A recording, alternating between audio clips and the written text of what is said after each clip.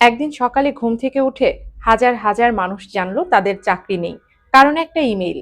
মেটা মাত্র 48 ঘন্টায় 8,000 এমপ্লয়িকে চাকরিচ্যুত করেছে। কিন্তু এখানেই শেষ না। মেটার আরো 6,000 ওপেন পজিশন ছিল, যেখানে এইচআর ইন্টারভিউ নিচ্ছিল। কিন্তু মেটা ডিক্লেয়ার করলো এই 6,000 মানুষও দরকার নেই, কারণ এর জায়গায় কাজ করবে আর্টিফিশিয়াল ইন্টেলিজেন্স। অর্থাৎ মাত্র এক ঝটকায় 14,000 মানুষের চাকরি শেষ। সবচেয়ে ভয়ঙ্কর বিষয় কি জানেন? যাদেরকে বাদ দেওয়া হয়েছে তারা অর্ডিনারি কেউ না, কারণ পৃথিবীর সবচেয়ে ট্যালেন্ট ব্যক্তিদের একজন মেটা, অ্যামাজন এবং মাইক্রোসফটে চাকরি পায়। এই কোম্পানিগুলো পৃথিবীর 1% ট্যালেন্ট ব্যক্তিদেরকে হায়ার করে। তবুও আর্টিফিশিয়াল ইন্টেলিজেন্সের সামনে তাদের চাকরি টিকল না।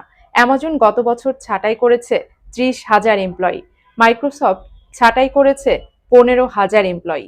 এখন প্রশ্ন হলো, আপনার কি এমন কোনো স্কিলস রয়েছে যেটাকে আর্টিফিশিয়াল ইন্টেলিজেন্স রিপ্লেস করতে পারবে না?